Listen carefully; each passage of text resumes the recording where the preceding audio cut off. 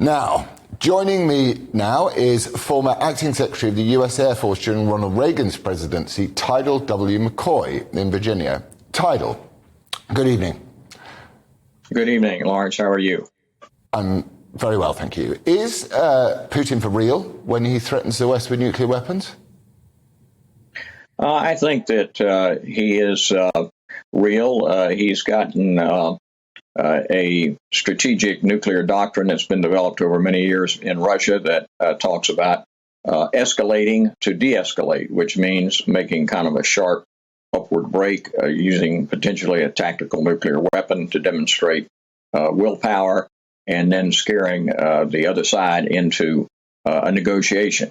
That's something that they have convinced themselves and written about. Whether they actually believe it can be done after witnessing the Western response and support for Ukraine, they may have some doubt about that now, and that would be contrary to a lot that they have written and that some have been indoctrinated into believing. Yet we have to consider that may take place, and we have to have some thinking and preparations as to what we would do to try and contain further escalation of that type without it leading to larger scale nuclear war.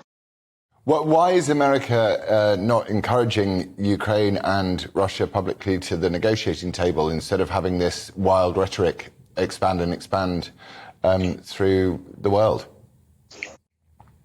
Well, it's been a little bit unusual in that it comes on the heels of the rather tragic and devastating pullout from Afghanistan, and I think the reaction to that, particularly when you look at the electoral calendar with the 2022 elections coming up, there may have been a sense that there was a requirement to talk tough, and perhaps talk tougher than you're willing to act, and that one thing led to another, and that the United States felt like it had to show that it was still the leader of the NATO alliance. And one thing has led to another.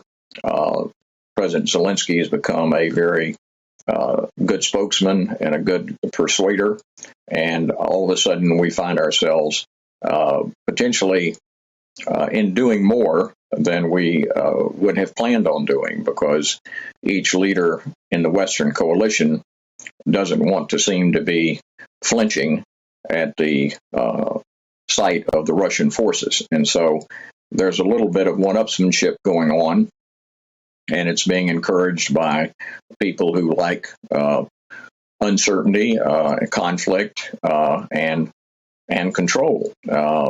Sometimes people think that if they're a wartime president, that perhaps that makes them look like a stronger president and attracts more support, more votes, more credibility. And so that is something that we in the West have to realize and be very careful about, and not be drawn continually into escalatory steps. I don't think we should gamble the state of the whole of mankind on the American midterms.